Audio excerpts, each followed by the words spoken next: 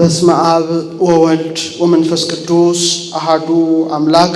አቤቱ ጌታችን አምላካችን ንጉሳችን ብርሃናችን ሕይወታችን የልዑል እግዚአብሔር ሆይ ክብርና ምስጋና አምልኮትና ውዳሴ ላንተ እናቀርብልሃለን።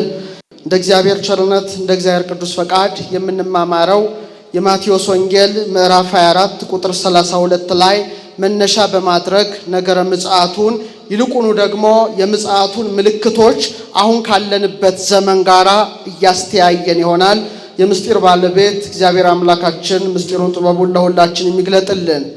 እንበለሽ አይምሩ አምሳሊሁ፣ ምሳሌውን ከበለስ ተማሩ። ጫፏ ሲለሰልስ ቅጠሏም ሲያቆጠቁጥ ያን ጊዜ በጋ እንደቀረበ ታውቃላችሁ። እንዲሁ እናንተ ደግሞ ይህን ሁሉ ስታዩ በደጅ እንደቀረበ እወቁ። እውነት እላችኋለሁ ይህ ሁሉ እስኪሆን ድረስ ይህ ትውልድ አያልፍም። ይሄን ያስተማረው የክብር ባለቤት ጌታችን መድኃኒታችን ኢየሱስ ክርስቶስ ሲሆን ትምህርቱን ያስተማረበት የወይራ ዛፎች በብዛት የሚበቅሉበት ደብረ ዘይት ወይም የዘይት ተራራ በሚባለው ስፍራ ነው። እንግዲህ ምሳሌውን ከበለስ ተማሩ ብሏልና በተለይ ያስተማራቸውን የምጽአት ምልክቶችን ከዘመናችን ዓለም ከደረሰበት ሁኔታ ጋራ እያነጻጸርን ነው የምንማረው። ስለዚህ ማስታወሻችሁን እያያዛችሁ እንድትከታተሉ መንፈሳዊ መልእክቴን አስተላልፋለሁ። እንዲህ ይላል። እርሱም በደብረ ዘይት ተቀምጦ ሳለ ደቀ መዛሙርቱ ለብቻቸው ወደ እርሱ ቀርበው ንገረን፣ ይህ መቼ ይሆናል? የመምጣትህና የዓለም መጨረሻ ምልክቱ ምንድነው? አሉት። ኢየሱስም መልሶ እንዲህ አላቸው፣ ማንም እንዳያስታችሁ ተጠንቀቁ። ብዙዎች እኔ ክርስቶስ ነኝ እያሉ በስሜ ይመጣሉና ብዙዎችንም ያስታሉ በማለት የመጀመሪያውን ምልክት ለደቀ መዛሙርቱ ነግሯቸዋል። እንግዲህ አስቀድሞ እነ ቴዎዳስ ዘግብጽ እነ ይሁዳ ዘገሊላ የሐዋርያት ሥራ ምዕራፍ 5 ቁጥር 36 ላይ እንደምናነበው በሐሰት ተነስተው ብዙ ሰዎችን አስከትለው ትንቢት የተነገረላቸው ሱባኤ የተቆጠረላቸው በማስመሰል ብዙዎቹን አስተው ከነተከታዮቻቸው ጠፍተዋል። አሁን ደግሞ ከክርስቶስ እርገት በኋላ እውነተኛውን መሲህ ክርስቶስን ትምህርቱን የሚያሳብሉ ሐሰተኞች በተለይ ክርስቶስ ነን ብለው የሚመጡ እንዳሉ የክብር ባለቤት ራሱ ክርስቶስ አስተምሮናል። ሐሰተኛው ኤልያስ ሐሰተኛው ሄኖክ እንደሚመጣ ዮሐንስ በራእዩ ነግሮናል። ይልቁኑ ደግሞ ይህን መንገድ ካመቻቹለት በኋላ ሐሳዊ መሲህ ሐሰተኛው ክርስቶስ እንደሚገለጥ በተለይ ዮሐንስ በራእዩ በስፋት አስተምሯል። ቅዱስ ጳውሎስም በሁለተኛ ተሰሎንቄ መልእክቱ ምዕራፍ 2 ቁጥር 3 ላይ እንዲህ ይላል፣ የጌታ ቀን ደርሷል ብላችሁ ካይምሯችሁ ቶሎ እንዳትናወጡ እንዳትደነግጡም እንለምናችኋለን ይላል። ምጽአት ደርሷል፣ አሁን ጌታ ሊመጣ ነው እያላችሁ እንዳትደነግጡ እንለምናችኋለን አለ። ምክንያቱም ክርስቶስ ከመምጣቱ በፊት በምድር ላይ የሚገለጹ ነገሮች ስላሉ ነው። ቅዱስ ጳውሎስ ምን ይላል? ክህደቱ አስቀድሞ ሳይመጣ ይላል። ስለዚህ ዓለም ሁሉ ሐሰተኛውን ተከትሎት እንደሚክድ ቅዱስ ጳውሎስ አስጠንቅቋል። ቀጠለና ጳውሎስ የአመጽ ሰው እርሱም የጥፋት ልጅ ሳይገለጥ አይደርስም እኔ እግዚአብሔር ነኝ ብሎ አዋጅ እየነገረ በእግዚአብሔር ቤተ መቅደስ እስኪቀመጥ ድረስ ይላል።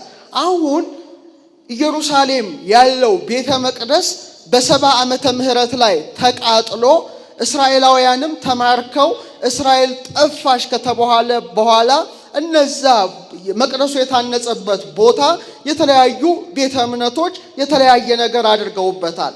መቅደሱ እስካሁን ድረስ አልታነጸም። ቅዱስ ጳውሎስ ግን ምን ይላል?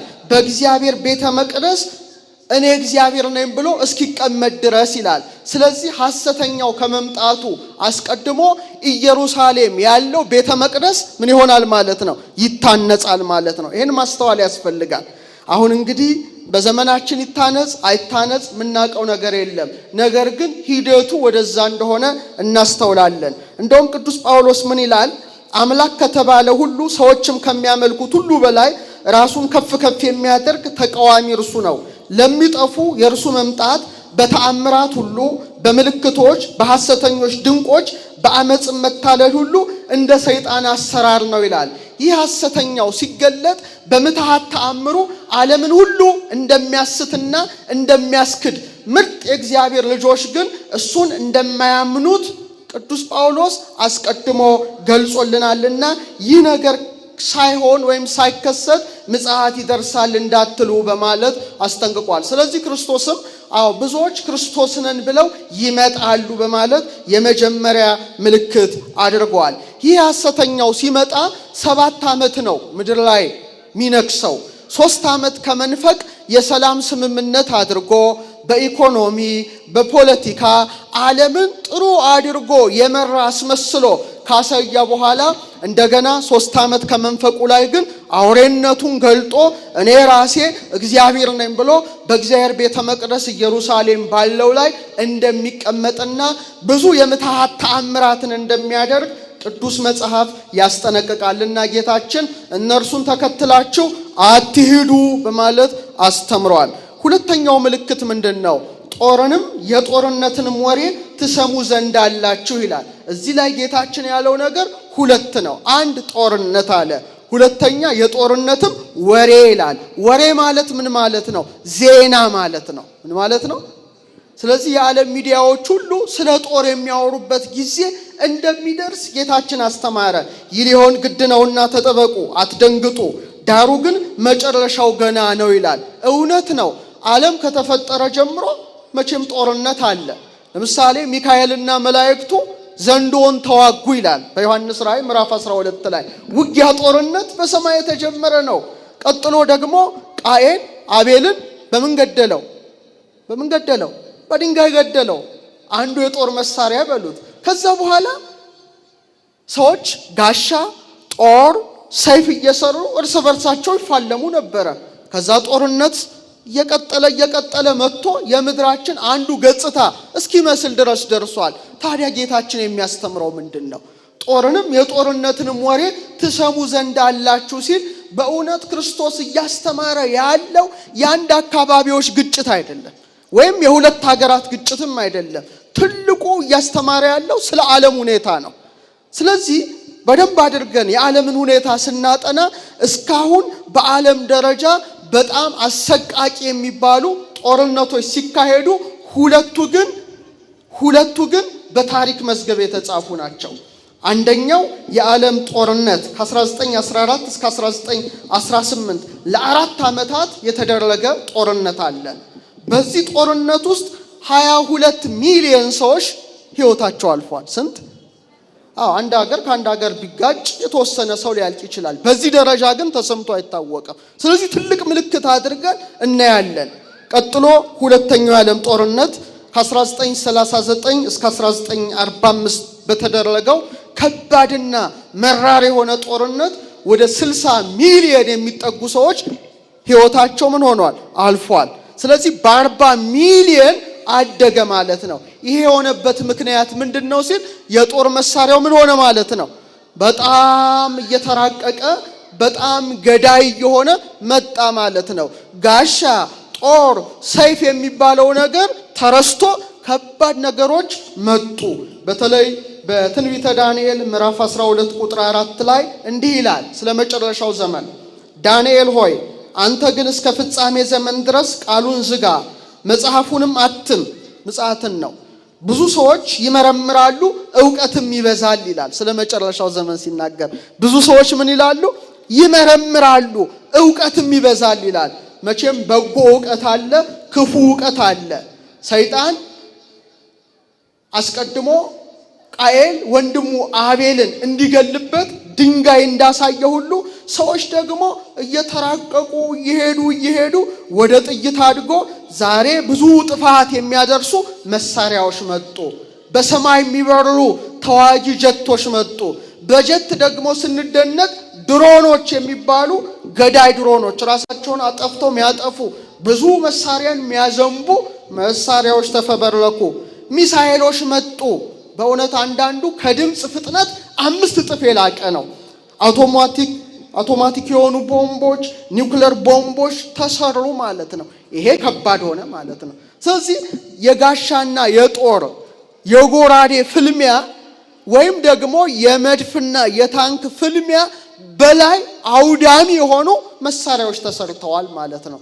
ስለዚህ ሁለተኛው የዓለም ጦርነት 60 ሚሊዮን ሰዎችን ካጠፋ አይበለውና ሶስተኛው ቢጀመር ምን አይነት ሰዎችን በቢሊየንስ ደረጃ የሚደርሱ ሰዎችን ህይወት ሊቀጥፍ እንደሚችል ማስተዋል ያስፈልጋልና ጌታ የሚናገረው ምልክት ዓለም ውስጥ እስካለው ድረስ ጠንቀቅ አድርገን ማየት ይገባናል። አሁን እንደ ግሎባል ሴኩሪቲ ፋውንዴሽን ጥናት በዓለማችን ጥናቱ ከፍ ይላል አሁን ብያስባለሁ። እኔ እንኳን መረጃውን ሳይ ቢያንስ 15375 የኒውክሌር መሳሪያዎች አሉ ምድር ላይ። ሂሮሺማና ናጋሳኪ ያደረገውን ጉዳት ታውቃላችሁ። እስከ ዛሬ ድረስ እዚያ የሚወለዱ ሰዎች አይናቸው የጠፋ እጅግራቸው እንትን ያለ በካንሰር የተጠቁ ናቸው። አንዴ ያ መሳሪያ ከወደቀ በጣም በጣም በጣም በጣም አደገኛ ነው። ከድምፅ 5 እጥፍ የሚፈጥኑ ለምሳሌ አውሮፓ ሆኖ እስያን ማቡነን የሚችል እስያ ሆኖ ሰሜን አሜሪካን መምታት የሚችል ከባባድ መሳሪያዎች ዓለማችን ሰርታ ታጥቃ ተዘጋጅታለች። አሜሪካና ራሻ በተለይ 93% የሚጠጉትን የኒውክሌር መሳሪያዎች ታጥቀዋል። ለምሳሌ እንደ ዝርዝሩ ብናይ 7300 የኒውክሌር ቦምብ ማን አላት? ራሻ አላት። አሜሪካም ደግሞ ወደ 6970 የሚደርስ አላት። ፈረንሳይ 300፣ ቻይና 260፣ ዩናይትድ ኪንግደም 215፣ ፓኪስታን 130፣ 120፣ እስራኤል 80፣ ሰሜን ኮሪያ ቁጥሩ ያልታወቀ ኒውክሌር ታጥቀዋል። ብዙዎች ሀገራትም ኢራንን ጨምሮ አሁን ዩራኒየም ማብላላት አለብን ማከማን ያንሳል ብሎ ሁሉም መሳሪያውን ደግኖ የተቀመጠበት ጊዜ ነው ማለት ነው። ስለዚህ ሶስተኛው ትንሽ ከበድ ይላል። በዮሐንስ ራእይ ምዕራፍ 8 እና ምዕራፍ 9 ብታነቡ ታላቁና ከባዱ ፍልሚያ የምድርን ሲሶ ማለት 1/3ኛውን እንደሚገል ይጽፋል። ስንተኛውን አልኳችሁ? 1/3ኛውን ማለት አሁን ወደ 8 ቢሊዮን ተጠግቷል የዓለም ሕዝብ ይባላል። ቢያንስ 2.5 ቢሊዮን ሰዎች ህይወታቸው ያልፋል ማለት ነው። ከባድ። ስለዚህ ጦርንም የጦርነትን ወሬ ትሰሙ ዘንድ አላችሁ ሲል አሁን ያለንበት ዘመን ምን ላይ ነን ብለን እንድናስብ ያደርጋል ማለት ነው። 2.5 ቢሊዮን ከባድ ነው። ስመጥሩ ሳይንቲስት የነበረው አልበርት አንስታይን ስለ ወደፊቱ ነገር በመረዳት በአንድ ወቅት እንዲህ ብሎ ነበረ። ሶስተኛው የዓለም ጦርነት በምን እንደሚሆን አላውቅም ይላል። እሱ አላውቅም ሲል ያውቃል፣ ግን ለኛ ሲያስተምር ይመስላል። ሶስተኛው የዓለም ጦርነት መፋለሚያው በምን እንደሚሆን አላውቅም፣ ግን ሶስተኛውን አልፌ አራተኛውን ግን አውቃለሁ ይላል። የአራተኛው የዓለም ጦርነት መፋለሚያ መሳሪያዎች የሚሆኑት ምንድናቸው አለ? ድንጋይና እንጨት ነው አለ። ምንና ምንድነው? ምን ማለት ነው የሳይንቲስት? ሶስተኛው የዓለም ጦርነት ከተቀሰቀሰ ሊሆን የሚችለው በምንድነው? በኒውክሌር ነው አይደል? ኒውክሌር ተተኮሰ ማለት ይሄ የምታዩት ህንጻ የለም፣ ይሄ የምታዩት ስልጣኔ የለም።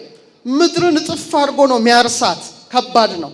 ስለዚህ የዓለም ስልጣኔዎችን ሙሉ በሙሉ አውድሞ ሰዎች ወደ ኋላ ዘመን ተመልሰው አራተኛው ላይ የተረፉት ማለት ነው በምን ይፋለማሉ? እንደ ቃየል በድንጋይና በእንጨት ማለት ነው። እግዚአብሔር ይጠብቃል። እና ቀላል አይደለም። በጣም ማሰብ ያስፈልጋል። አሁን ጦርነቱ ከምድር ሊያልፍ ጫፍ ላይ ደርሷል። ለምሳሌ ታኅሳስ 10 2012 ላይ ዜና ከተከታተላችሁ ዩናይትድ ስቴትስ ኦፍ አሜሪካ 8ኛ ጦሯን አቋቋመች ይላል። የባህር አላት፣ የየብስ አላት፣ ብዙ አይነት አላት። 8ኛው ምንድነው? የህዋ ጦር ምንድነው? ጠፈር ላይ ማለት ነው። ስፔስ ፎርስ አቋቁማለች። ያን የነበሩት አሁን መርሃ መንግስት የሆኑት ትራምፕ ነበሩና ዜና ሰምቻለሁ። 8ኛው ስፔስ ፎርስ። ምክንያቱም ብዙ ሳተላይቶች እዛ ላይ አሉ። አሁን ኢንተርኔት የምትጠቀሙት ሁሉ፣ ቴሌቪዥን የምትጠቀሙት፣ ሬዲዮ የምትጠቀሙት እዛ ላይ ባሉት ነገሮች ነው። ዓለም አቀፍ የጠፈር ጣቢያ አለ፣ ብዙ ነገሮች አሉ ማለት ነው። ስለዚህ ምድር ላይ አብቅቶ ደግሞ ወዴት ሊሄድ ማለት ነው? ወደ ሰማይ። ከባድ ነው። ለዚህ ነው ዳንኤል ብዙ ሰዎች ይመረምራሉ ዕውቀትም ይበዛል ይላል። በመጨረሻው ዘመን ላይ አሁን ያለንበት ደረጃ ይመስላል። አሁን የበለጠ ደግሞ በጣም ከባድ የሆነው ነገር ምናልባት አስተውለው ነው እንደሆነ አላውቅም፣ አርቲፊሻል ኢንተለጀንስ የሚባል አደገኛ ነገር መጥቷል። ሰው ሰራሽ አስተውሎት ማለት ነው። ድሮ እኔ መኪና ሹፌር ሲነዳው ነው የምናውቀው አይደለ? አሁን ግን አይደለም። በተለያዩ ሀገራት ብትሄዱ ሹፌር የለም፣ ራሱ መኪናው ይሄዳል። መብራት ሲያይ ይቆማል፣ ይሄዳል። ኤአይ ማለት ነው። በጣም ፈጣን የሆኑ ብዙ መረጃዎችን ባንድ የሚተፉ እንደ ቻት ጂፒቲ ወዘተርፈ ብዙ ነገሮች እየመጡ ነው። አሁን ይሄ ከሆነ ወደፊት በዚህ የታገዙ ጦረኞችን በአይናችን እናያለን። ምናልባት እኔ የዛሬ ስንት ዓመት ይሄን ነገር ስናገር ብዙ ሰው አልተረዳውም። በጥቂት ዓመታት ነገሮቹ ይፈጥናሉ የሚል ሐሳብ የሆነ ቦታ ተናግሬ ነበር አስታውሳለሁ። አሁን ሰው ሰራሽ አስተውሎት የሚባለው ማለት የብዙ ሰው ጭንቅላትን የሚይዝ መስቋት ነው። አሁን ስለዚህ የሰው ወታደሮች አያስፈልጉም፣ ማሽኖች ወይም ሮቦቶች መዋጋት አለባቸው ወደሚል ዓለም ተሸጋግሯል። ይሄ ከባድ ነው። ስለዚህ ስጋ ለበስ ከማሽን ጋር ሲፋለም አስባችሁ ታውቃላችሁ? ሰው ይሞታል፣ ይደማል፣ ይቆስላል። ማይደሙ ማይቆስሉ ማያፈገፍጉ በሲስተም የሚጓዙ ነገሮች እየተፈበረኩ ነው። ዛሬ ባህር ማዶ ለምሳሌ ቀዶ ጥገና የሚያደርግ ሐኪም እየቀረ ነው። ራሱ ማሽኑ ምን ያደርጋል? ከፍቶ ያወጣል። መኪናዎች ከጥቂት ጊዜ በኋላ ሹፌር አያስፈልጋቸውም። ሁሉም ነገር እየተለዋወጠ ነው። በጣም እየፈጠነ ነው። እኛ ብቻ ነን ትንሽ ምንም የማይመስል ገና ነገሮች በድንገት እስኪመጡብን ድረስ አልነቃንም። ሲሆን ወደፊት ማሰብ ጥሩ ነበረ። መጽሐፍ ቅዱስ ግን እነዚህ ጦረኞች እንደሚመጡ በትክክል አስቀምጦታል ከብዙ ሺህ ዓመት አስቀድሞ። ምክንያቱም መንፈስ ቅዱስ በነቢያት አድሮ ይናገራል። በተለይ በትንቢተ ኢዩኤል ምዕራፍ 2 ከቁጥር 7 እስከ 10 እንዲህ ይላል። በደንብ አስተውሉ። እንደ ኃያላን ይሮጣሉ፣ እንደ ሰልፈኞችም በቅጥሩ ላይ ይወጣሉ። እያንዳንዱ በመንገዱ ላይ ይራመዳል፣ ከእርምጃቸውም አያፈገፍጉም። ከምን አያፈገፍጉም? ሰዎች ይመስሏቸዋል? አይደሉም። ሰው ያፈገፍጋል፣ ሰው ነዋ፣ ስሜት አለው። እነዚህ ግን አለ ከእርምጃቸው አያፈገፍጉም። አንዱ ከአንዱ ጋር አይጋፉም ይላል። ሰው ሲዋጋ ይጋፋል። የሮቦት ወታደሮች ነው መጽሐፍ ቅዱስ ሚነግርህ አስቀድሞ። አንዱ ከአንዱ ጋር አይጋፉም ካለ በኋላ እያንዳንዱ መንገዱን ይጠበጥባል ይላል። መስመሩን ሰልቶ ነው መሄደው። ይቀጥላል። በሰልፍ መካከል ያልፋሉ፣ እነርሱ ግን አይቆስሉም ይላል። ምን አይሉ?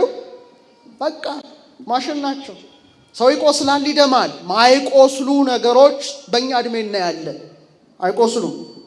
በከተማ ያኮበኩባሉ፣ በቅጥሩም ላይ ይሮጣሉ፣ ወደ ቤቶችም ይወጣሉ፣ እንደ ሌባም በመስኮቶች ይገባሉ ይላል ኢዩኤል። ምድሪቱም ከፊታቸው ትናወጣለች፣ ሰማያት ይንቀጠቀጣሉ፣ ፀሐይና ጨረቃም ይጨልማሉ፣ ከዋክብትም ብርሃናቸውን ይሰውራሉ ይላል። ይሄ ምናልባት በጊዜያችን ልናየው የምንችለው አንድ ትልቅ ምልክት ይሆናል ብዬ አስባለሁ። ምክንያቱም የአርቲፊሻል ኢንተለጀንስ ፍጥነት እንደምታስቡት አይደለም። ነገሮች እጅግ እየፈጠኑ ነው ከምንላቸው በላይ። ስለዚህ የክብር ባለቤት ጦርንም የጦርነትንም ወሬ ትሰማላችሁ ሲል አሁን ያለንበትን ዘመን በጣም አድርጋችሁ ማስተዋል ያስፈልጋል ከጊዜያችን ጋር። ሁለተኛው ምልክት ረሃብም ይሆናል። ምን ይሆናል? ድገሙት። እሺ፣ ረሃብ ሲባል እንግዲህ ጦርነት ከተቀሰቀሰ ምን አለ ማለት ነው? ቀጣዩ ረሃብ ነው። ደረጃውን አስቡት። ረሃብም ይሆናል ይላል። እንግዲህ ረሃብ ሲባል ወይ አንድ ሀገር ወይ አንድ መንደር ስለተራበ አይደለም። ክርስቶስ የሚያስተምረው በዓለም ላይ ስለሚሆነው ነው። ግሎባል የሆነ ዓለም አቀፍ የሆነ ረሃብ ነው። ዓለማችን በተለይ በ20ኛው ክፍለ ዘመን 10 አስከፊ ረሃብ ተብለው የተመዘገቡ አሉ። ስንት? 10። እስቲ እንመልከታቸው። አንደኛው ቻይና ነው። ከ1958 እስከ 62 ከ10 እስከ 30 ሚሊዮን ሰዎች በረሃብ ምክንያት ሕይወታቸውን አጥተዋል። ሁለተኛው ሶቪየት ህብረት ከ1921 እስከ 22 9 ሚሊዮን ሰዎች በረሃብ አልቀዋል። ሶስተኛው ሶቪየት ህብረት የአሁኗ ዩክሬንንም ይጨምራል። ከ1932 እስከ 34 ከ7 እስከ 8 ሚሊዮን ሰዎች ሞተዋል። አራተኛው ሰሜን ምዕራብ ቻይና 1927 ላይ ወደ 6 ሚሊዮን ሰዎች ህይወታቸው አልፏል። አምስተኛ ቻይና ሄናን በ1943 5 ሚሊዮን ሰዎች ህይወታቸው አልፏል። ስድስተኛ ሰሜን ኮሪያ ከ1995 እስከ 99 ኦልሞስት ከ2.8 ሚሊዮን ሰዎች ያው ጎርፍም ምንም ጨማምሮ ህይወታቸው አልፏል። ህንድ ቤንጋል ሰባተኛ 1943 ወደ 2 ሚሊዮን ሰዎች አልቀዋል። ስምንተኛ ቻይና ሁናን 1929 አካባቢ 2 ሚሊዮን። ሶቪየት ህብረት ዩክሬን ቤላሩስንም ይጨምራል 1947 አካባቢ 2 ሚሊዮን። አስረኛው የመጨረሻው ካምቦዲያ 1979 ወደ 1.5 እስከ 2 ሚሊዮን ሰዎች አልቀዋል። ስለዚህ ምን ይሆናል አለ? ረሃብ ይሆናል አለ። አሁን ትልቁ ረሃብ ግን እስካሁን አልመጣም። ይሄን ነው ማስተዋል የሚያስፈልገን። ትልቁ ረሃብ ግን እስካሁን አልተከሰተም። ጌታችን የተናገረው በተለይ በዮሐንስ ራእይ ምዕራፍ 8 ከቁጥር 7 ምዕራፍ 9 ቁጥር 15 ምዕራፍ 16 ቁጥር 2 ቤታቸው አንቡት። 7 መላእክት 7 ስራዎችን ይሰራሉ። ስንት ስራዎችን? 7 ስራዎችን። እነዚህ 7ቱ ስራዎች መካከል አንዱ የረሃብ ጉዳይ ነው። እንዴት ይከሰታል የሚለውን ባጭሩ ላስቀምጥላችሁ። በተለይ ዮሐንስ በራእዩ እንዲህ ይላል፣ ፊተኛው መልአክ ነፋ፣ ደምም የተቀላቀለበት በረዶና እሳት ሆነ፣ ወደ ምድርም ተጣለ፣ የምድርም ሲሶ ተቃጠለ። አስተውሉ፣ እዚህ ላይ የዛፎች ሲሶ ተቃጠለ፣ የለመለመ ሳር ሁሉ ተቃጠለ ይላል። ስንተኛው? 1/3። እግዚአብሔር ያሳያችሁ። ከብቶች የሚግጡት ምንድነው? ሳር ነው። ሳር ካነሰ ከብቶች በድርቅ አያልቁም ወይ? ከብቶችን የምንመገብ አድርገን ደግሞ ማንን? የሰው ልጆች ነን። በተዘዋወርኛም እናልቃለን። ሰው ከብት ብቻ አይበላም። አዝርዕትን፣ አትክልትን፣ እጽዋትን ተመጋቢ ነው። 1/3 ከተወሰደ ዓለም አቀፍ ረሃብ እንዳለ እናስተውላለን ማለት ነው። ሁለተኛው መልአክ ነፋ፣ በእሳት የሚቃጠል ታላቅ ተራራን የሚመስል ነገር በባህር ተጣለ። ይሄ ምን እንደሆነ በኋላ እናየዋለን። የባህርም ሲሶ ደም ሆነ ይላል። ምን ሆነ? ደም ሆነ። አሁን አብዛኛው በኢራን አካባቢ ያሉ ወንዞች የደም ምልክት ያሳያሉ። ከዚህ ጋር አያያዝ ጥናት ይፈልጋል። ብዙ ወንዞች በቅርባችን እያየን ነው። በባህር ከሚኖሩ ህይወት ካላቸው ፍጥረቶች ሲሶ ሞተ ይላል። በደንብ እዚህ ጋር ስታስተውሉ አሳ፣ የአሳ ምርት ማለት ነው። የባህር ውስጥ 1/3 ምን ይሆናል? ይሞታል ማለት አሳ አስግረን የምንኖር የሰው ልጆችም በተዘዋዋሪ በረሃብ ምን እንሆናለን? እንጠቃለን ማለት ነው። የመርከቦች ሲሶ ጠፋ። ሶስተኛው መልአክ ነፋ፣ እንደ ችቦም የሚቃጠል ታላቅ ኮከብ ከሰማይ ወደቀ። አስትሮይድ ይመስላል። በወንዞች በውሃ ምንጮች ሲሶ ላይ ወደቀ። የኮከቡ ስም ሬቶ ይባላል። የውሃውም ሲሶ መራራ ሆነ። መራራ ስለተደረገ በውሃው ጠንቅ ብዙ ሰዎች ሞቱ። ይሄ ከባድ ነው። ውሃ ጉዳይ ቀላል አይደለም አይደል? ውሃ ሰውን ያጨርሳል። ውሃ ራሱ የሚበከልበት ጊዜ ከሆነ ዓለም አቀፍ ረሃብ አለ ማለት ነው። ስለዚህ ዘመናችንን ማስተዋል ግድ ይለናል ማለት ነው። እና ረሃብ ሲባል ዝም ብሎ አንድ መንደር ውስጥ የሚከሰት ረሃብን እንደ ምልክት አናየውም። ትልቁን ጉዳይ ዓለም አቀፍ ጉዳይ መርሳት የለብንም። ክርስቶስ ፈጣሪ ፍጥረታት የሁሉ ጌታ ስለሆነ ስለ ሁሉም ስለ ዓለም ነው የሚናገረው። ስለዚህ ሶስተኛው ምልክት ምን ነበረ? ረሃብ። ቀጥሎ ቸነፈር። እስቲ በሉ ድገሙ። ቸነፈር ማለት ተላላፊ በሽታ ነው። እስቲ ደረጃውን ተመልከቱት። አይገርምም? ጦርነት አለ። ጦርነት ካለ ምን አለ? ረሃብ አለ። ረሃብ ካለ ደግሞ ኢሚዩን ሲስተማችን ይጎዳል። ወዲያው ምን ይመጣል? ተላላፊ በሽታ ይመጣል ማለት ነው። ደረጃውን ይሄ ነው ማለት ነው። ተላላፊ በሽታ እንግዲህ በጣም አስከፊ 10 ቸነፈሮች ምድር ላይ ደርሰዋል። ስንት ቸነፈሮች? 10። እነዚህ እንመልከታቸው። አሁን ከነበረው ካለፈው ከኮቪድ ጋር ጨምረን አንቶኒን ፕሌግ የሚባል ተላላፊ በሽታ ለምሳሌ መንደር ውስጥ የሚነሳውን ተስቦ ሁሉ እንደ ምልክት አናየውም። ይሄ ዝም ብሎ ነው 10 ሺውን 1 ሺውን ገሎ የሚያልፈው አይደለም። ዓለም አቀፍ ጉዳይ ስናይ አንቶኒን ፕሌግ 5 ሚሊዮን ሰዎች ፈጅቷል። በ165 ዓመተ ምህረት ታህታይ እስያ አካባቢ ነው የተነሳው። ግብፅን፣ ግሪክን፣ ጣሊያንን በጣም ያመሰ ነው። በጣም አደገኛው ነው። ሁለተኛው ጁስቲኒያን የሚባል ቸነፈር ተነሳ። ከ541 እስከ 542 25 ሚሊዮን ሰዎችን ገድሏል። ማለትም የምስራቅ ሜዲትራኒያን ህዝቦች 1/3ኛውን አጥፍቷል ማለት ነው። ይሄ በጣም አስከፊ ነው እና የቁስጥንጥንያ ከተማም የጠፋችው በዚህ ምክንያት ሲሆን በየቀኑ 5000 ሰዎች ይገድል ነበር። እግዚአብሔር ከዚህ አይነት ይጠብቀን። ይሄ ከባዱ ነው። ሶስተኛው በጣም አደገኛው ጥቁር ሞት ብላክ ዴዝ ብለው የሰየሙት ነው። በ1346 እስከ 1353 የመጣ ወረርሽኝ በሽታ ነበረ። ከ75 እስከ 200 ሚሊዮን ሰዎች በዚህ ቸነፈር አልቀዋል እና በተለይ የተዛመተው በነጋዴ መርከብ ውስጥ ባሉ አይጦች ነው። በሽታ አስተላላፊ ናቸው እንደሚታወቀው። ሶስተኛው የኮሌራ ወረርሽኝ ከ1852 እስከ 1860 ወደ 1 ሚሊዮን ሰዎች ፈጅቷል። በተለይ ህንድ ነው የጀመረው፣ ቀጥሎ አምስተኛው የጉንፋን ወረርሽኝ ፍሉ ፓንዴሚክ የሚባል ነው። ከ1889 እስከ 1890 ወደ 1 ሚሊዮን ሰዎች በኢንፍሉዌንዛ ቫይረስ ምክንያት የተስፋፋ ነው። ቀጥሎ ስድስተኛው የኮሌራ ወረርሽኝ 1910 እስከ 1911 ወደ 800 ሺህ እያለ ገሎ አሁን እንግዲህ በዘመናችን ኮቪድ ነበር አይደል? እዚህ ላችኋል።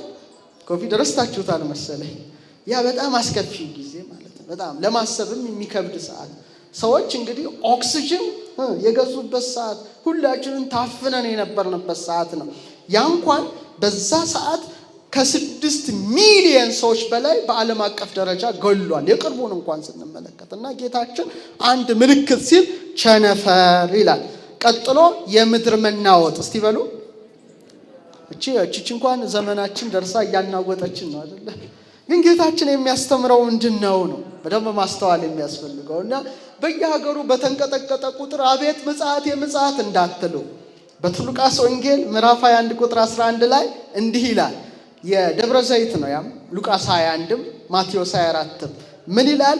ታላቅ ነው የሚለው እንደውም እዛ ላይ ሲገልጥ ታላቅ የምድር መናወጥ በልዩ ልዩ ስፍራ ይላል። በምን አንድ ቦታ አይደለም፣ በልዩ ልዩ ስፍራ በዓለም አቀፍ ደረጃ።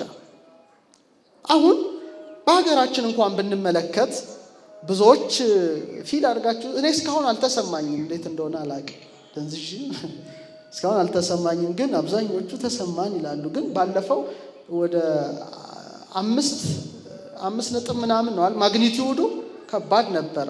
በተለይ ኮንዶሚኒየም አካባቢ አፓርትመንት ውስጥ የሚኖሩ ሰዎች በደንብ ይሰማቸዋል። ምናልባት እኔ ማለት ላቅ ግን ከባድ ነው። መቼም ርዕደ ምድር አይከሰት ክርስቲያኖች ቤተልሽ ያደርጋል፣ ከተማ ያወድማል፣ ሰዎችን ያጠፋል። ጌታ ደግሞ ያለው ታላቅ ነው ያለው። ምንድነው ታላቅ? እስቲ ገዳይ የመሬት መናወጦችን ልንገራችሁ። የኛ 5 ነጥብ ምናምን ማግኒቲዩድ ነው። ግን ከባባዶቹ ለምሳሌ ቻይና ጥር 23 በ1556 በማግኒቲዩድ 8 ስንት ከባድ ነው። 8 ማግኒቲዩድ ቀላል አይደለም። በሬክተር ስኬል ወደ 830 ሺህ ሰው ነው ባንዴ የገደለው። ይህ ከባዱ ነው። ሁለተኛው አሌፖ ሶሪያ ነሐሴ 8 1138 ማግኒቲዩዱ አልታወቀም፣ ወደ 230 ሺህ ሰው ገድሏል። ሱማትራ ኢንዶኔዥያ ታህሳስ 26 2004 እንደ ጎርጎሮሳዊ ዘመን ቀመር 9 ደረሰ። ከባድ ነው። 5 እኮ ናት እንዲያንቀጠቀጠችን 9.1 ነበር። ወደ 227895 ሰዎች አልቀዋል። ታህሳስ 16 1920 7.6 ማግኒቲዩድ ቻይና ወደ 200 ሺህ ሞት አስከትሏል። ካንቶ ጃፓን 1923 7.9 ማግኒቲዩድ ነው፣ 142800 ሰዎችን ገድሏል አይደል? በቃ ስለዚህ ከባድ ነው። እግዚአብሔር ይጠብቀን። ያም የቀመስነው ነው። ትንሽ ያስፈራል። ምድራችን እንደዚህ ስትለዋወጥ ራሱን ችሎ ከባድ ነውና ጌታችን ታላቅ የምድር መናወጥ ስላለ ማግኒቲዩዶቹ ከባድ ይሆናሉ ማለት ነው። ግን ትልቁ የምድር መናወጥ እስካሁን አልተከሰተም። ወደፊት የሚከሰት ነው። ይኸው ታላቅ የምድር መናወጥ ያለውን ዮሐንስ በራእዩ እንዲህ ሲል ገልጾታል። ከቃሉ ጋር ናችሁ? እግዚአብሔር ከሁላችን ጋር ይሁን። በራእይ 16 ከ18 እስከ 20 እንዲህ ይላል። መብረቅ ድምጽም ነጎድጓድም ሆኖ ትልቅም የምድር መናወጥ ሆነ ይላል። ሰው በምድር ከተፈጠረ ጀምሮ እንዲህ ያለ ታላቅ መናወጥ ከቶ አልነበረም ይላል። ያያል መንፈስ ቅዱስ ይገልጽለታልና ዓለም ከተፈጠረ ጀምሮ ያልተከሰተ እንግዲህ ማግኒቲዩድ ወደ 10 ሊሆን ነው። እንግዲህ ከባድ ነው። ምን ይላል? ከሁሉ በለጠ። ታላቂቱ ከተማ በሶስት ተከፋፈለች፣ የአሕዛብ ከተማዎች ወደቁ ይላልና የእግዚአብሔር ቁጣ ርዕደ ምድር ገና አልመጣም። ገዳይ ሆኑ ርዕደ ምድሮች ተነስተው ወደ 200,000 ከዛም በላይ እንደፈጁ እስካሁን ታሪክ ያስረዳል። ነግሬያቸዋለሁ። ትልቁ የምድር መናወጥ ዓለማችን የሚከፋፍለው ግን ገና አልተከሰተም። መቼ ይከሰት? በእኛ ጊዜ ይሁን አይሁን የምናውቀው ነገር ግን የለም። ቀጥሎ ምልክት የሚያስፈራም ነገር እስቲ በሉ። ማቴዎስ አልጻፈውም፣ ሉቃስ ግን ጽፎታል። ሉቃስ 21:11 ላይ ይሄ ቃል በጣም ይገርማል። ጌታችን የተናገረው ነው። ይሄን ካለ በኋላ የሚያስፈራም ነገር እዚህ ላይ ብዙ ማለት ባልፈልግም ግን የተወሰነ ነገር ብላችሁ ደስ ይለኛል። የሚያስፈራ ነገር ምንድነው? ዝም ብላችሁ ያስፈራል ስትሉ ለምሳሌ አይናችን አይቶ ከሚያቀው ነገር የተለየ ነገር ቢያይ አይፈራም? አንፈራም? ፈራለን። ጆሮአችን ሰምቶት ከሚያቀው ድምጽ የተለየ ድምጽ ብንሰማ አንደነግጥም? እንደነግጣለንና የሚያስፈራና የሚያስደነግጥ ነገር ይመጣል ነው። ማወቅ ካለብን ግዴታችን ማወቅ አለብን። ጌታችን ያስተማረን ስለሆነ ሉቃስ 21:11 ላይ በተለይ በትርጓሜ መጻሕፍት ላይ ሰበዳአት የሚባሉ ካለ ፍጡራን የሚመጡበት ጊዜ እንዳለ አባቶቻችን ጽፈዋል። የሳይንሱ ዓለም ምናልባት ኤሊያን ዩኤፎ ምናምን ይላቸው ይችላል። ግን ትንሽ ከተለመደው ነገር ወጣ ያለ ነገር ግን መከሰቱ አይቀርም። ይህም ማወቅ ያስፈልጋል። ቢከሰቱስ ምን እናድርግ? አሁን መወያየት ነበረብን። እኛ ግን ተኝተናል። የሆነ ነገር አይበለውና ቢመጣ ምንድነው መልሳችን ስለዛ ጉዳይ? ዮሐንስ በራእይ 9:6-11 ላይ ምን ይላል? በራሳቸውም ላይ ወርቅ የሚመስሉ አክሊሎች ነበሯቸው፣ ፊታቸው እንደ ሰው ፊት ነበር ይላል። እንግዲህ ገለጠለታል። ይሄ የወደፊቱን ነው የሚያየው። ፊታቸውም እንደ ሰው ፊት ነበር፣ የሰው ጠጉር የሚመስል ጠጉር ነበራቸው፣ ጥርሳቸው እንደ አንበሳ ጥርስ ነበረ፣ የብረት ጥሩር የሚመስል ጥሩር ነበራቸው እያለ ይቀጥልና እንደ ጊንጥም ጅራት ያለ ጅራት አላቸው፣ በጅራታቸው መውጊያ ያለ፣ ሰዎችን 5 ወር እንዲጎዱ ስልጣን አላቸው ይላል። ስንት ወር? 5 ወር። በእነርሱም ላይ ንጉሥ አላቸው፣ እርሱም የጥልቁ መልአክ ነው። በዕብራይስጥ አብዶን በግሪክም አጶሊዮን ይባላል። ፊተኛው ወዮ አልፏል፣ እነሆ ከዚህ በኋላ ገና 2 ወዮ ይመጣል ይላል። እነዚህ በጣም አስደንጋጭ ሆኑ ወይም በአስደንጋጭ መልኩ ዮሐንስ የገለጣቸው 5 ወር። ስንት ወር? በጣም ከባዱ ጊዜ ነው። መሪያቸው ደግሞ የጥልቅ መልአክ ነው ይላል። ስለዚህ በክፉ መንፈስ ያላቸው ፍጡራን ናቸው ማለት ነው። ይሄ በጣም አደገኛው ነውና 5 ወር አለና ጌታ የሚያስፈራ ነገር ብሎ የገለጸው ዮሐንስ ግን እየተገለጠለት ራሱ ባለቤቱ ገልጾለት ጽፎልናል። ቀጥሎ ያለው ሁለተኛው በቁጥር 14-19 እንዲህ ይላል። ይሄ ወሳኝ ነው። መለከትም ያለውን 6ኛውን መልአክ በታላቁ ወንዝ በኤፍራጥስ የታሰሩትን 4ቱን መላእክት ፍታቸው አለው። ስንቱን መላእክት? የታሰሩትን ኤፍራጥስ ኢራን፣ ጊዮን፣ ጤግሮስ፣ ኤፍራጥስ ኤፌሶን አሉ። ኤፍራጥስ ኢራን ነው። ማይከል አፍላግ ባቢሎን የታሰሩ 4 መላእክት አሉ። እነ ሩፋኤል ነው ያሰሯቸው። ያኔ እነ ሩፋኤል ገጥሞ ያሰሯቸው ያን ጊዜ እንዲፈቱ ትእዛዝ አለ ማለት ነው። 4ቱ እና ምን ይላል? የሰዎችንም ሲሶ እንዲገድሉ ይላል። ይሄ የሚያስፈራ ነገር ነው። በቃ ሲሶ ማለት 1/3 2.5 ቢሊየን ብላችሁ አስቡት። አሁን ባለው ደረጃ ለሰዓቱ ለቀኑ ለወሩም ለዓመቱም ተዘጋጅተው የነበሩ 4ቱ መላእክት ተፈቱ። የፈረሰኞችም ጭፍራ ቁጥር እልፍ ጊዜ እልፍ ነበር ይላል። መግለጹ በጣም የብዙ መሆኑ ያመለክታል። ቁጥራቸውን ሰማሁ ይላል።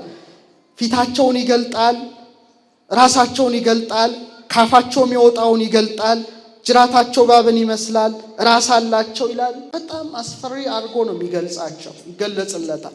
አሁን ግን ከዘመናችን ጋር ስናስተያየው አሁን ኤፍራጥስ እንደሚደርቅ ዮሐንስ በራእዩ ተናግሯል። እውነት ነው። ይሄ ለማያምን ሰው እንግዳ እንዴት ሊሆን ይችላል? ያን የሚያህል ወንዝ ሊል ይችላል። ድሮ የነበረው ኤፍራጥስ አሁን እየተመናመነ ውሃው እያነሰ በ2040 እንደ ጎርጎሮሳዊ የዘመን ቀመር ማለት ነው። በጣም በጥቂት ዓመታት ውስጥ በእኛ እድሜ ሙሉ በሙሉ ወንዙ ምን ይሆናል ማለት ነው? ይደርቃል ማለት ነው።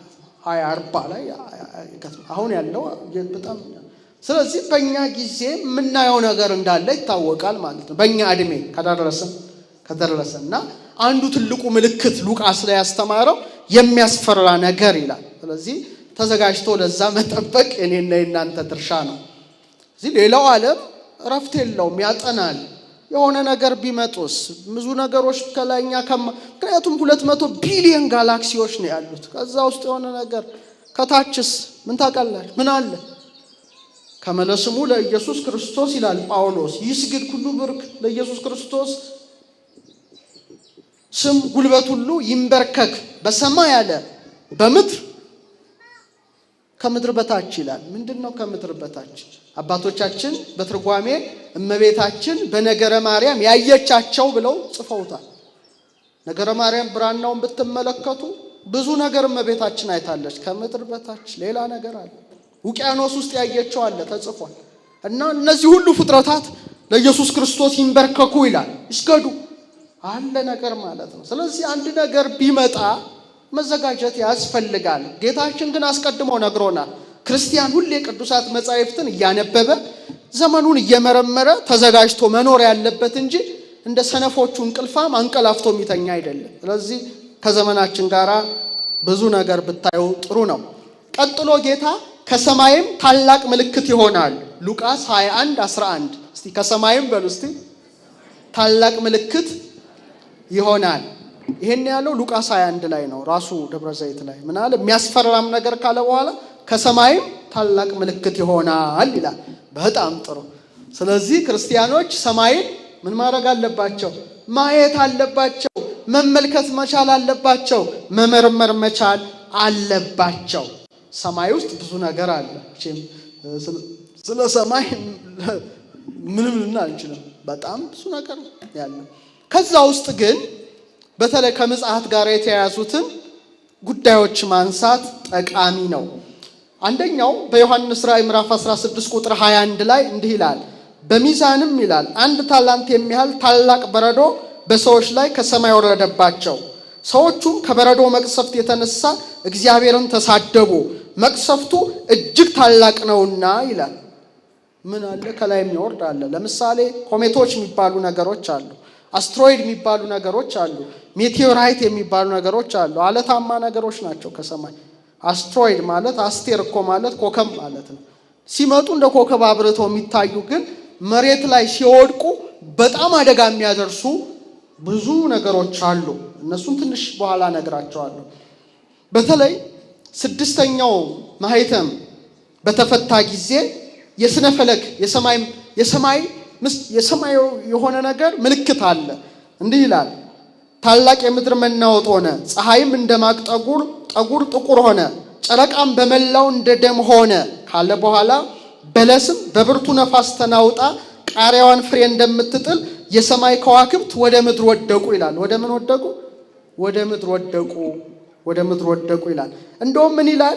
የምድር ነገስታት፣ መኳንንት፣ ሻለቃዎች፣ ባለጠጋዎች፣ ኃይለኛዎች፣ ባሪያዎች፣ ጌቶች ሁሉ በዋሾችና በተራራዎች አለቶች ውስጥ ተሰወሩ ይላል። ምን ውስጥ ተሰወሩ?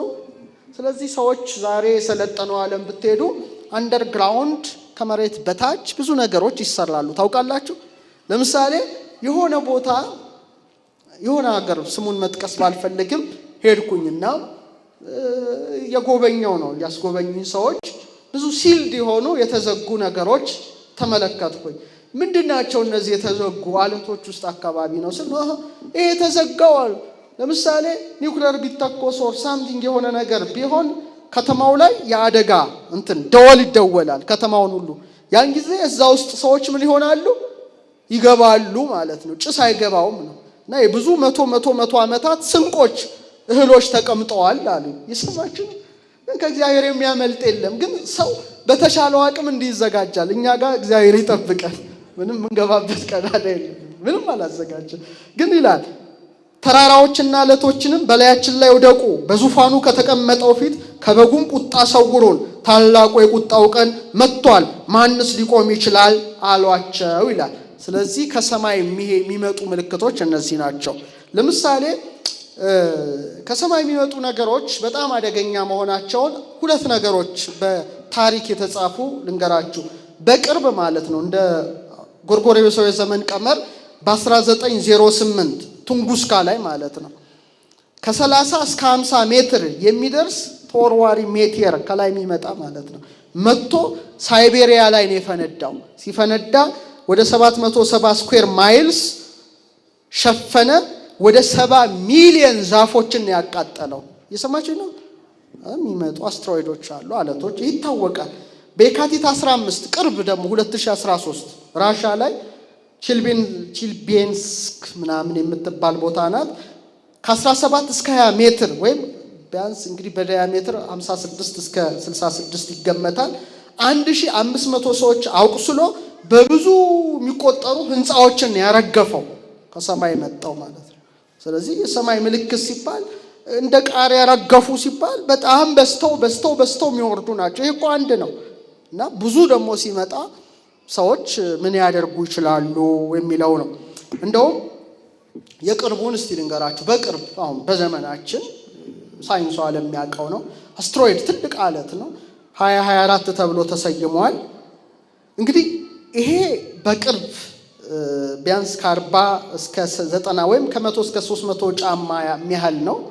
ምህዋር ውስጥ ሲገባ በመሳሪያ ይታያል፣ በቴሌስኮፕ በምን ይታያል በስነፈለግ ውስጥ ላለን ሰዎች እና መሬት ላይ አይውደቅ እንጂ ቢወድቅ 10 ሜጋቶን ቦምብ ማለት ሂሮሺማ ላይ ከወደቀው ቦምብ 500 እጥፍ ማለት ነው። መሬት ላይ ከወደቀ እግዚአብሔር ይጠብቀን። ይሄ እንግዲህ በሳይንቲስቶች በቅርብ የታየ እስከ 10 ኪሎ ሜትር ድረስ ያለውን ማጥፋት የሚችል ነው እና ታኅሳስ 22 2032 ማለትም በእኛ አቆጣጠር ማለት ነው 2032 ዓመተ ምህረት ላይ በአውሮፓ ይቅርታ፣ በኢትዮጵያ አቆጣጠር ደግሞ ታኅሳስ 13 2025 ዓመተ ምህረት ከ8 ዓመት በኋላ ማለት ነው። ምናልባት ይሄ አለት ከወደቀ የሚወድቀው ውቅያኖስ አካባቢ ነው። ፓሲፊክ ሊሆን ይችላል፣ ደቡብ አሜሪካ ክፍል ሊሆን ይችላል፣ አትላንቲክ ኦሽን ሊሆን ይችላል፣ ወይም አፍሪካ ወይም የአረቢያ ባህር ወይም ደቡብ እስያ ተብሎ ይገመታል። ምህዋር ውስጥ አለ ይታያል። ከ8 ዓመት በኋላ ሌላ ደግሞ ከዚህ ከበድ የሆነ 99942 አፖፊስ የሚባል እንደዚህ የህዋ አካል አለ። 1200 ጫማ ወይም 370 ሜትር ስፋት አለው። በጣም አውዳሚ ነው። ሚያዝያ 13 2029 ወይም አርብ ሚያዝያ 5 2021 በእኛ አቆጣጠር ምድራችንን በ19400 ማይሎች ያልፋል። ማለት ጂኦ ሳተላይቶች ከሳተላይቱ ዝቅ ብሎ እንደማለት ነው። ግን ምድራችን ላይ አይወድቅም ነው። ምክንያቱም 2.7% ነው እድሉ። ግን መሬት ስበት አላት ታውቃላችሁ። ከሳበችው ግን ወደቀ ማለት ከባድ ነው ማለት። ያን ጊዜ እንግዲህ እንደ ኮከብ እያበራ ሲሄድ ሰዎች ቀና ብለው ባይናቸው ያዩታል ማለት ነው። ከ8 ዓመት በኋላ ቅርብ ነው፣ በጣም ቅርብ ነው። ግን እንደገና ደግሞ 2029 ላይ 2030 ዑደት አላቸው 2068 ላይ እየተከታተለ ይመጣል ማለት ነው። እንዲህ ሲባል እንድትፈሩ እንድትጨነቁ ሳይሆን ያለውን እውነታ ማወቅ ጥሩ ነው አይደል? ዛሬ ዓለሙ ወደ እንግዲህ ብዙ ሀገሮችም ሳይ ያሳንም ጨምሮ አንዳንድ ትልቅ ቴክኖሎጂ ቦታዎችን ሄጄ ተጋብዤ ባየሁበት ጊዜ ምን አለ የፕላኔቷ ዲፌንስ ፎርስ የሚባል አለ። ሰምታችሁ ታውቃላችሁ? የሀገር መከላከያ እንደሚባለው እንደ አይነት ነገር ቢመጣ በምን እንከላከል የሚል ብርጌድ አለ። ግን ከእግዚአብሔር ከታዘዘ አያመልጥም። የሰው ልጅ ግን ቢያንስ ማሰብ ይችላል አይደል እንዴ? ቆይ መሬት መንቀጥቀጥ ከመጣ ያጠፋል ላያጠፋ፣ ህንፃ ያወድማል ላያወድም። ግን ሰዎች አሁን ጃፓን ብዙ ጊዜ መሬት ስለሚንቀጠቀጥ ምን አደረጉ? ህንፃዎቻቸውን እንደዚህ ዝም ብለ ኮንክሪት አይደለም እንደዚህ የሚንቀሳቀስ ድልድዩም እንዲህ የሚወዛወዝ በቃ አለቀ። ስለዚህ መሬት ሲንቀጠቀጥ ህንፃው አይፈርስም ማለት ነው። ሰዎች ጭንቅላታቸውን አትጠቀሙ የሚል የለም። እና እንደዚህ አይነት ነገሮች ቢመጡ በምን መተን አቅጣጫ እናስቀይረው የሚል የራሱን የቻለ ደግሞ ስለዚህ 24 ሰዓት ሙሉ የሚያስቡ ሰዎች አሉ ከተመራማሪዎች ውስጥ። እኛ ሀገር ገና እዚህ ደረጃ አልደረስንም። ግን እነዚህ የህዋ አለቶች ተወደደም ተጠላም መሬት ላይ ግን ምን ይሆናሉ? የሚወድቁበት እንደ ቃሪያ ፍሬ የሚረግፉበት ጊዜ አለ ይላል ዮሐንስ በራእዩ። ይሄ ከባድ ጊዜ ነው። በዘመናችን አላየንም። ከሁለቱ ቅርብ የተከሰቱ በቀር ወደፊት ግን ክርስቶስ ያውቃል። ሌላው ትንሽ ለወጥ ያለ ነገር ይከሰታል ነው ሰማይ ምልክት። ይሄን ተናግሬ ያበቃለሁ። ፀሐይም ድንገት በሌሊት ያበራል፣ ጨረቃም ድንገት በቀን ያበራል ይላል እና ከዋክብት ይረግፋሉ ይላል ዕዝራ 12:3 ከ1 እስከ 12። ይሄ ትንሽ ፖላች የምድር ፖል ሽፍት ያደርግ ይሆን አናውቅም። ስለዚህ ቀንና ሌሊት መዘበራረቅ አይነት ነው። ኢዩኤል 2:31 ላይ ታላቁና የሚያስፈራው የእግዚአብሔር ቀን ሳይመጣ ፀሐይ ወደ ጨለማ ጨረቃም ወደ ደም ይለወጣል ይላል። እንዲህ ሲባል ሁሌ የሚከሰቱ ጨለማዎች አሉ። ግርዶሽ ታውቃላችሁ አይደለ?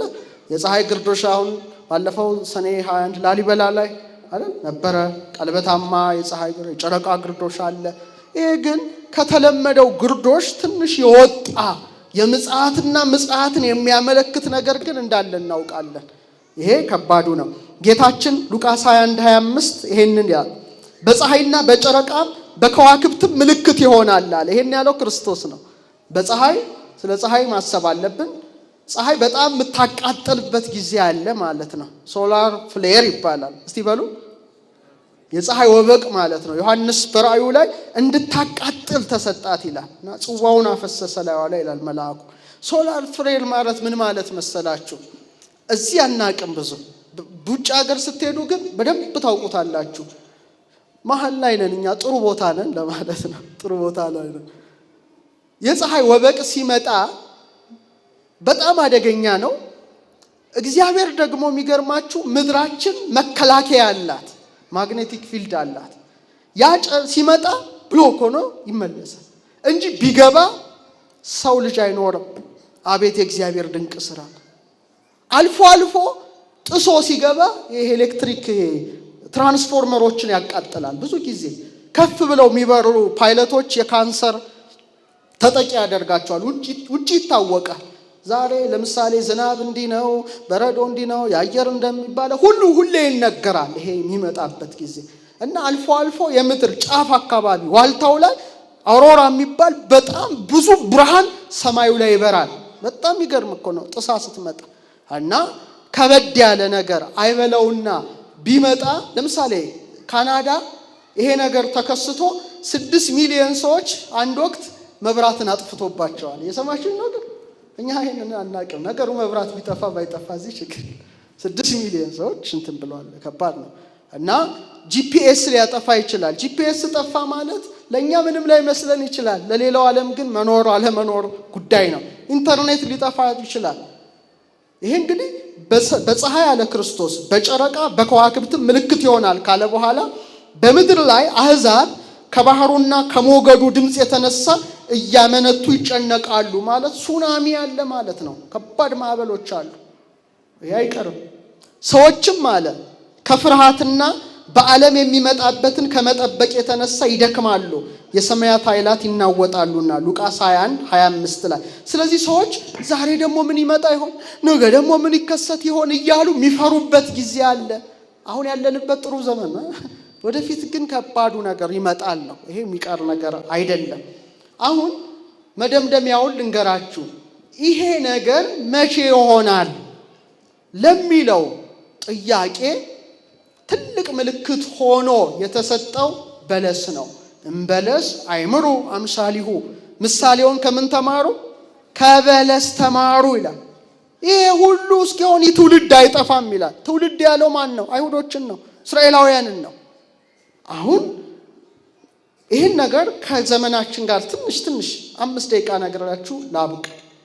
እስራኤል ምትባል ሀገር እንደ ሀገር ጠፍታ ነበር በ70 ዓመተ ምህረት በምን ያኔ ማለት ነው እና የቤተ መቅደሱን መፍረስ ነው የነገራቸው። እና ወዲያ እውነትም ነው ደሙ በልጅ ልጆቻችን ይሁን በማለታቸው በእግዚአብሔር ልጅ ላይ ባደረጉት ነገር ተፈርዶባቸው ጠፉ። የፍርድ ነው። ልክ 70 ዓመተ ምህረት ላይ ጥጦስ የሚባል የሮም ጄኔራል መጣ፣ ቤተ መቅደሱን አቃጠለው። እነሱም ተሰደዱ፣ መላው ዓለም ላይ ተበተኑ፣ ጠፉ። ኦልሞስት ለ2000 ዓመት ለስንት ዓመት ኢየሩሳሌም ተወረረች። በቃ እስራኤል ትባል የለች። በ1948 ዓመተ ምህረት ስንት ዓመት ሞላው ማለት ነው? 70 ምናምን ሆነው እንደዚህ አካባቢ በ1948 ዓመተ ምህረት እንደገና ተመሰረተች። አይገርምም? የጌታ ቃል አልተፈጸመም ወይ? ይህ ትውልድ አይጠፋም ብሏል። ተመልከቱ፣ ምሳሌዋን ከበለስ ተማሩ። እስራኤል ናት። ስለዚህ ዓለም ሁሉ እስራኤል አካባቢ የሆነ ነገር ሲከሰት ጆሮን የሚጥለው ለዚህ ነው ማወቅ ያለብን ነገር። እንደ ቀላል የምናየው ነገር አይደለም። በ1948 እንደ ሀገር ሀብላ ባንዴው ተመሰረተች። አይገርምም? ከ2000 ዓመት በኋላ ደረሰ ማለት ነው ክርስቶስ ያለው። ኢሳይያስ በምዕራፍ 66 ቁጥር 8 እንዲህ ይላል፣ ከቶ እንዲህ ያለ ነገር ማን ሰምቷል? እንዲህስ ያለ ነገር ማን አይቷል? በውኑ ሀገር አለ ኢየሩሳሌምን እኮ ነው በአንድ ቀን ታምጣለችን? ወይስ በአንድ ጊዜ ሕዝብ ይወለዳልን? ጽዮን እንዳማጠች ወዲያው ልጆቿን ወልዳለች ይላል። በአንድ ቀን ተመሰረተች ከ2000 ዓመት በኋላ። ይሄ ተፈጸመ ማለት ነው ኢሳይያስ። ስለዚህ ጦርነት አላጣውም ያ ቦታ። በ1967 ታውቃላችሁ፣ የስድስቱ ቀን ጦርነት ኦልድ ሲቲ የሚባለው አሮጌዋን ከተማ የቤተ መቅደሱን አካባቢ ያዙ ማለት ነው። አሁን በደንብ እናውቃለን የተነገረ ሁሉ። እንግዲህ ዘካርያስ 12 እንዲህ ይላል፣ በደንብ አስተውሉ። አሁን ካለው ጉዳይ ጋር እነሆ ኢየሩሳሌምን አለ፣ ስለ መጨረሻው ዘመን ነው የሚናገረው። በዙሪያዋ ላሉት አሕዛብ ሁሉ የመንገዳገድ ዋንጫ አደርጋታለሁ።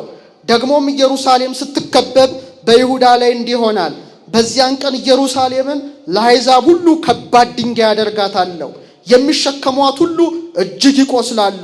የምድር አሕዛብ ሁሉ በላይዋ ላይ ይከማቻሉ ይላል። ተመልከቱ፣ ክብብ ያለች ሀገር ናት። ይሄ የተነገረው ቃል ተፈጽሞ በዘመናችን እያየነው ነው። ያን ጊዜ እንግዲህ በዚህ ከባድ የመከራ ሰዓት ነው ሐሰተኛው ሰው ምድር ላይ የሚመጣው። ዓለም በተጨነቀችበት ሰዓት የሚያረጋጋ፣ ዓለምን በሰላም የሚመራ፣ ጦርነት ባለበት በዛ ወቅት አንድ ሰው ብቅ ይላል ምድር ላይ። የሰማችሁ ነው? ያ ሐሰተኛው ነው። እንዲህ ይላል ዳንኤል 9:27 እርሱም ከብዙ ሰዎች ጋር ጽኑ ቃል ኪዳን ለአንድ ሱባኤ ያደርጋል ይላል። ጽኑ ቃል ኪዳን ከብዙ ሰዎች ጋር ነው የሚለው። በሱባኤው እኩሌታ መስዋዕቱንና ቁርባኑን ያስቀራል ይላል። የሰላም ስምምነት አድርጎ 3 ዓመት ከ6 ወር በቃ ዓለምን ሰላም አደርጋለሁ ይላል። ያን ጊዜ ሰዎች እሱን ማመንና መከተል ይጀምራሉ። ልክ እኩሌታ ማለት በሱባኤው እኩሌታ ማለት በ7 ዓመት ግማሽ ላይ መስዋዕቱንና ቁርባኑን ያስቀራል። በርኩሰት ጫፍ ላይ አጥፊ ይመጣል። እስከ ተቆረጠው ፍጻሜ ድረስ መቅሰፍት በአጥፊው ላይ ይፈሳል ይላል። ስለዚህ የጥፋት ርኩሰት በተቀደሰችው ቦታ ቆሞ ስታዩ አንባቢው ያስተውል ያለው ያን ጊዜ ይፈጸማል። ያ ወቅት እንደው አያድርሰን ማለት ይሻላል።